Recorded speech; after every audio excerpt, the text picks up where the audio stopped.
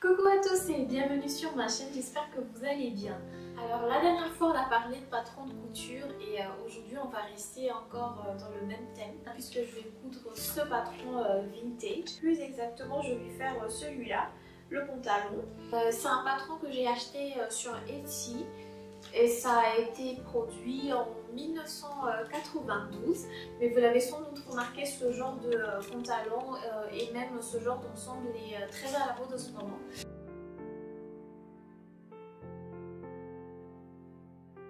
La preuve que la mode est un éternel recommencement. Après, avant de commencer avec la couture, je vais quand même vous faire une petite présentation du patron. Alors c'est un Butterick 6405. Niveau un peu avancé. Sur le devant, vous avez les illustrations des pièces incluses dans le patron. En gros, il y a 4 patrons dedans. Il y a le patron du pantalon et de la veste. Il y a la jupe et le bermuda. Et aussi derrière, on a un tableau détail et les illustrations techniques. À l'intérieur, il y avait les patrons. C'est un peu épais parce qu'il y a 4 dedans. Je les ai déjà sortis pour savoir si tout était complet et effectivement ça l'était. Et c'est important de le faire à chaque fois que vous achetez des patrons chez des revendeurs. Il faut toujours vérifier si le patron est complet. À part les patrons, il y a aussi de dépliants. Et généralement, ces dépliants contiennent les explications et toutes les étapes de montage avec des illustrations. Et il y a aussi des suggestions pour la disposition des patrons lors de la découpe. Il faut savoir que dans ce patron, il y a 3 tailles. Je vais vous montrer ça de plus près. Il y a la taille 12, 14 et 16. Et pour savoir la taille qui va plus me correspondre, je vais aller voir dans les dépliants. Et en fait, c'est là.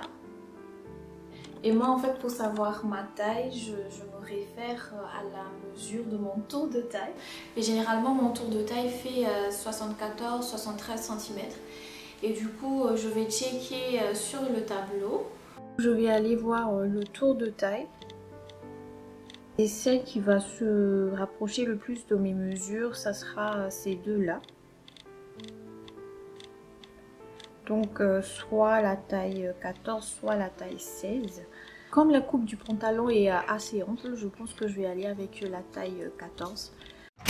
Pour commencer, je vais repérer toutes les pièces de patron qui vont former le pantalon. Normalement, il devrait y avoir 7 pièces et là, je vois que toutes les pièces sont bien là. La prochaine étape sera de décalquer ces pièces de patron. Alors, il y a des personnes qui préfèrent couper directement leur patron. Moi, je préfère toujours les décalquer parce que ça me permet de garder le patron intact. Pour décalquer, moi personnellement, j'utilise des papiers de soie. Je le dispose au-dessus du patron en question. Après, je vais venir le fixer avec des épingles pour pas qu'il bouge. Et après, je vais juste retracer le patron sur le papier de soie.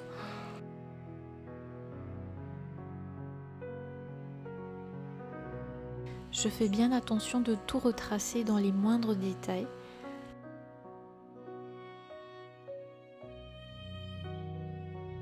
Là, j'en ai fini avec la ceinture et j'ai fait la même chose pour les autres parties du pantalon. Et pour finir, je vais venir les retracer encore sur du papier craft.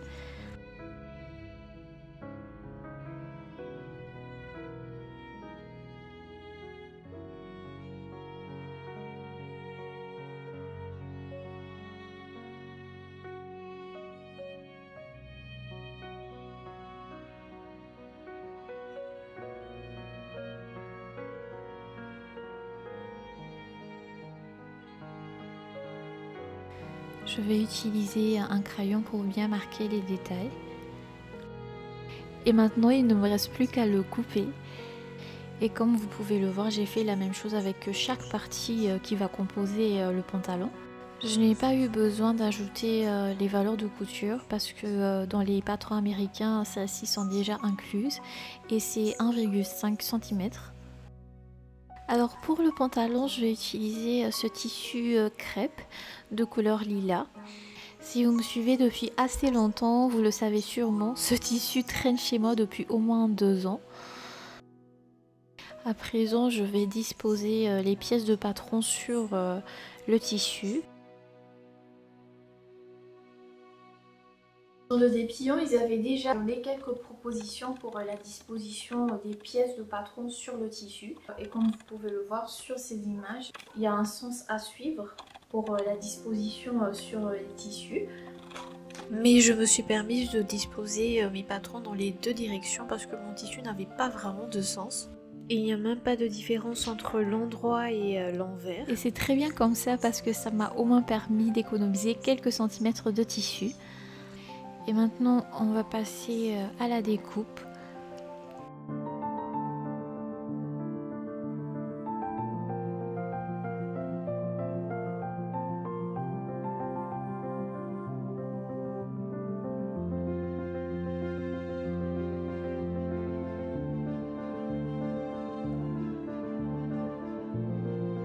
Ça m'a pris au moins une trentaine de minutes, mais là j'ai fini de tout couper.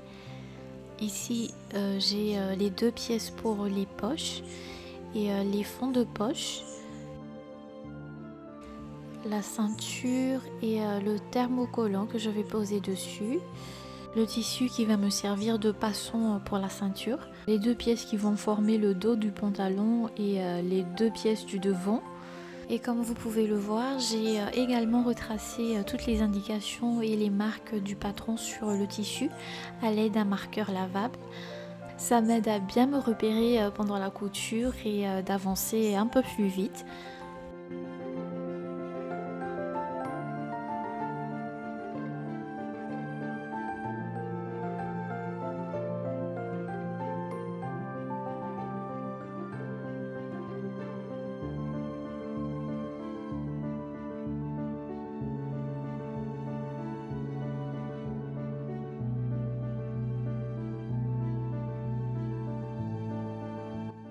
Pour commencer, je vais surjeter les pièces qui vont former le corps du pantalon. Alors quand je dis surjeter, c'est une façon de parler parce que j'ai pas de surjetteuse. J'utilise plutôt le point zigzag de ma machine et ça fait le taf. Ensuite, je vais m'occuper des plis sur le devant et des pinces sur le dos de mon pantalon.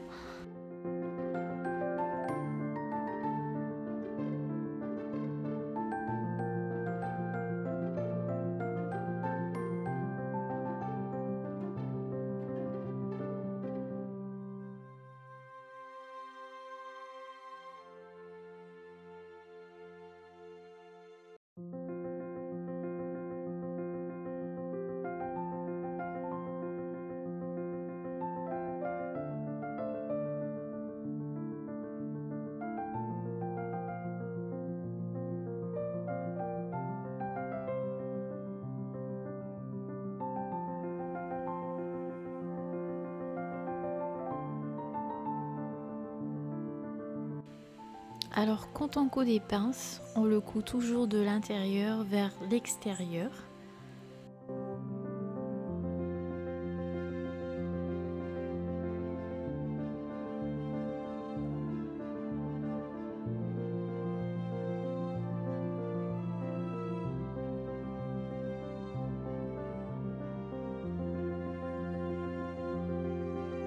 À présent, je vais poser la braguette sur le devant de mon pantalon. Cette partie est assez compliquée. Du coup, je pense que pour vous expliquer en détail comment poser une braguette, il faudra carrément me faire une autre vidéo spéciale rien que pour ça. Après, je dois vous avouer que c'est quelque chose que je ne maîtrise pas encore très bien. C'est la deuxième braguette que je pose de ma vie.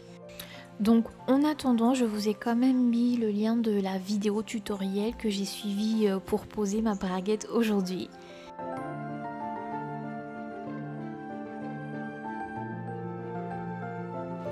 Et maintenant, on va s'attaquer aux poches. Je vais commencer par coudre les fonds de poche.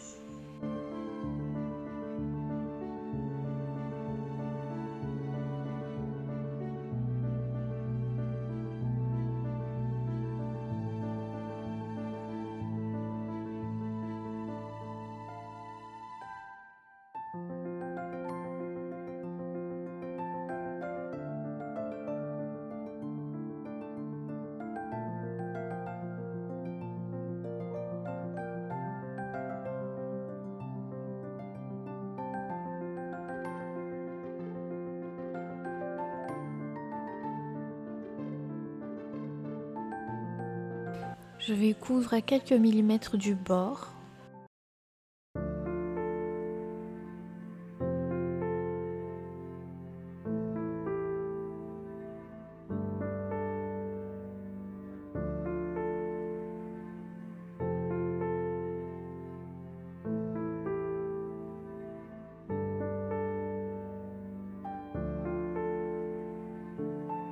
Et maintenant je vais poser la partie extérieure de la poche.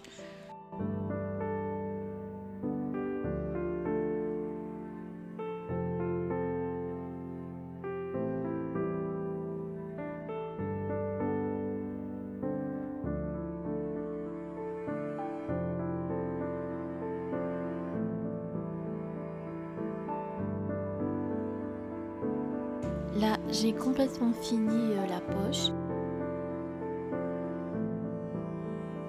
Maintenant, je vais m'occuper des deux pièces qui vont former le dos du pantalon. Je vais les coudre ensemble à ce niveau et je vais coudre le reste sur les deux parties du devant. Maintenant, on n'a plus qu'à assembler la partie du devant du pantalon avec le dos.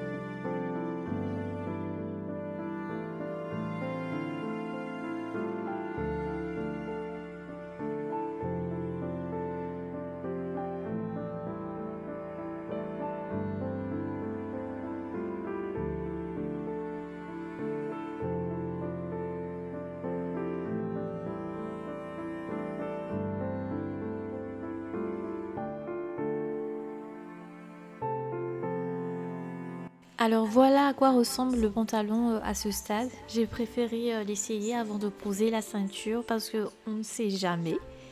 Si j'ai fait des bêtises ou s'il y a des rectifications à faire, je peux encore les rattraper maintenant. Le pantalon n'est pas encore repassé, du coup il a l'air un peu bizarre, mais en général je trouve le résultat assez satisfaisant. Avant de poser la ceinture, je vais quand même vous montrer comment je l'ai faite.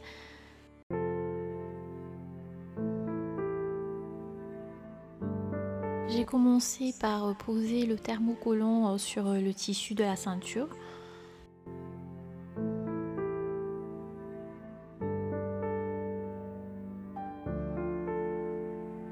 Et ensuite j'ai préparé le tissu pour les passons.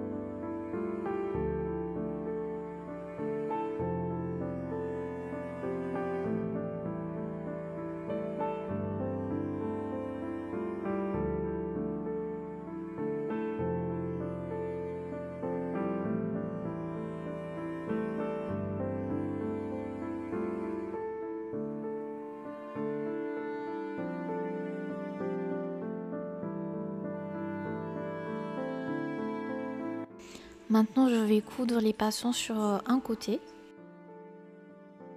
C'est le côté qui va être sur le haut de la ceinture. Ce côté-là va être le côté bas de la ceinture. Celui qui va être rattaché en premier avec le corps du pantalon.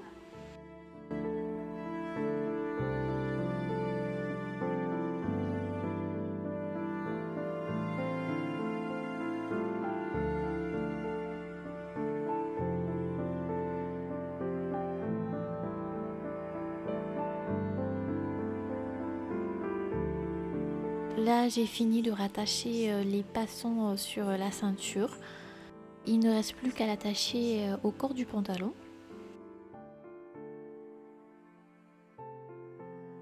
Je mets le pantalon à l'endroit et comme j'avais dit tout à l'heure, je vais rattacher le côté bas de la ceinture en premier.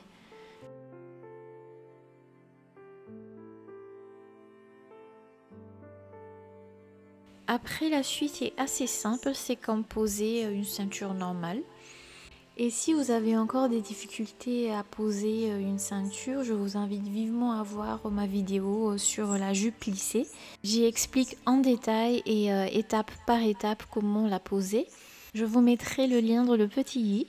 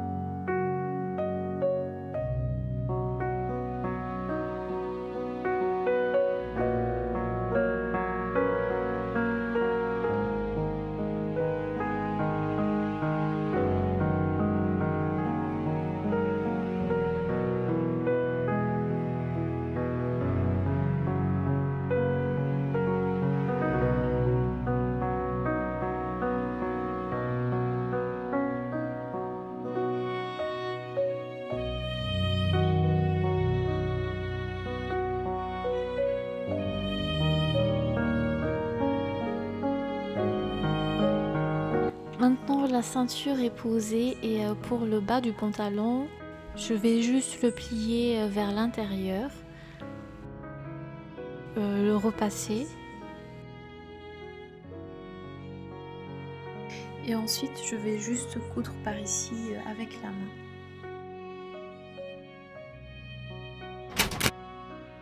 Et voilà ce que ça donne porté.